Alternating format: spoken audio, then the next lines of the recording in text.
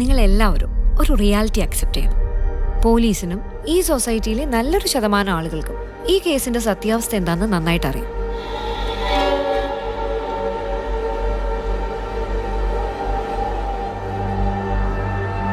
ഇയാളാളൊരു കില്ലാടിയാ. ചുമ്മാതാണോ പോലീസുകാർ പോലും ചൊല്ലു പറഞ്ഞത്? ജോർജോട്ടി തന്നെയല്ലേ പറഞ്ഞത്, പ്രശ്നങ്ങളൊക്കെ തീർന്നു, ഇനി പേടിക്കാനൊന്നുമില്ലെന്ന്.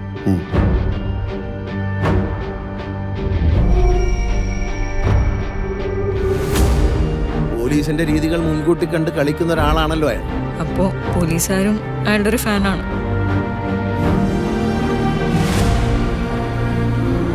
പിന്നെ ആ ജോർജ് കുട്ടി ആളൊരു കുറുക്കനാണ്.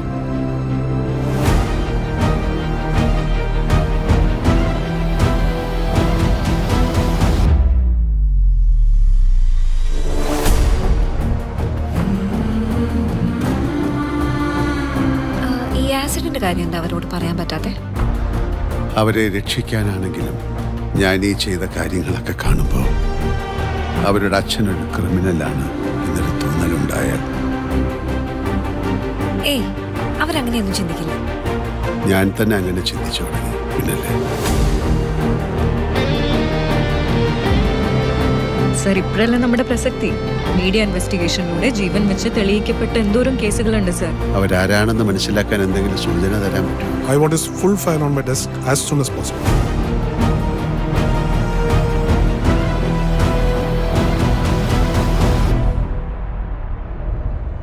ഇനി അങ്ങനെയൊന്നും ചിന്തിക്കണ്ട, എല്ലാം കഴിഞ്ഞില്ലേ? കഴിഞ്ഞോ?